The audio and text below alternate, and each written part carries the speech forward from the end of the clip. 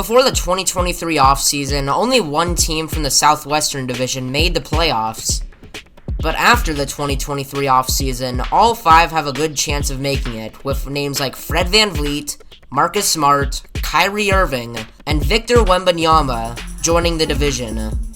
But before we see how Wemby might do in his division, let's also cover how the other four teams in this division will do. Starting with New Orleans. The Pelicans alone are just a team that's good enough to make the playoffs and then get whacked in the first round. But after every time their season ended in disappointment, Pelican fans always said, "We would have won if we had Zion."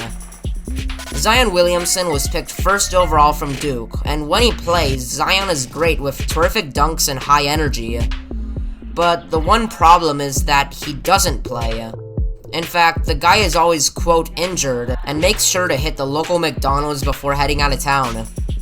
Look, the whole league knows that Zion is eating his way out of this league, but the Pelicans predetermined he was a superstar and gave him this huge contract. But now, no other team is willing to pay for that contract since they know that Zion is too lazy to play. So the Pelicans aren't able to trade Zion, and struggling to get a better roster because he lost value. New Orleans is basically screwed, so the best thing they did in 2023 was re-sign Herb Jones and get Cody Zeller. Grade D-. So that was as depressing as it gets in the Southwestern Conference, but it'll only get better from here. Now, the San Antonio Spurs kind of lucked out by getting the first overall pick. There just happened to be a once-in-a-generation player named Victor Wembanyama. I'm sure everyone has their own opinions on the guy. Maybe he's gonna have foot problems cause he's unhealthily tall and drift out of the league. Or he might be as good as people say and win championships. We'll see what Greg Popovich and the San Antonio Spurs do with this once-in-a-generation athlete. Grade A-. The Houston Rockets have been in a slump as of late, but boy they were ballsy this year.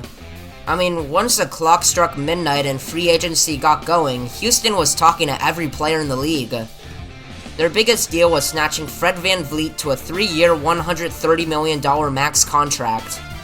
VanVleet's obviously a good player, but many say he was a bit overpaid.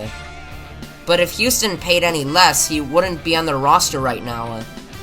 They also overpaid Dillon Brooks to a 4-year, $80 million contract.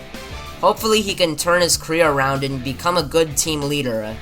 Houston signed Jock Landale, they signed NBA champ Jeff Green, they traded KJ Martin for draft picks, selected Amen Thompson 4th overall, and finally hired coach Ime Udoka, who trusted his young lineup so much that James Harden got rejected to rejoin the Rockets and got called out on Jalen Green's podcast. A pretty bold offseason, but anything will be better than last year. Grade A-. The Dallas Mavericks were facing some Kyrie issues. Maybe they got into a heated debate about the Earth being flat, but it's all settled now, and Kyrie Irving will be staying with Luka in Dallas for $126 million over 3 years.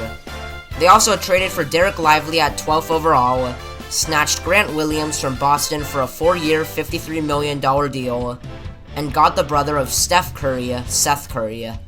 Grade B-. The final team are the Memphis Grizzlies, the only Southwest team that made the playoffs.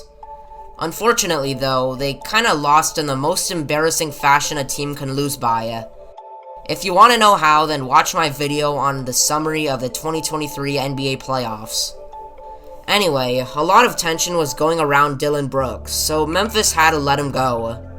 Also, their best player, Ja Morant, basically decided to ditch the NBA and join a gang, so he got suspended 25 games for that. On the bright side, the Grizzlies supermaxed Desmond Bane, a pretty solid player, to a 5-year, $207 million deal. They also snatched a great team leader, Marcus Smart, in a 3-way trade, saying that they were going through a long playoff drought a few years ago and now they have a team that can possibly win the West. It's been a pretty good offseason. Grade B. Thanks for watching, subscribe, and I'll see you later.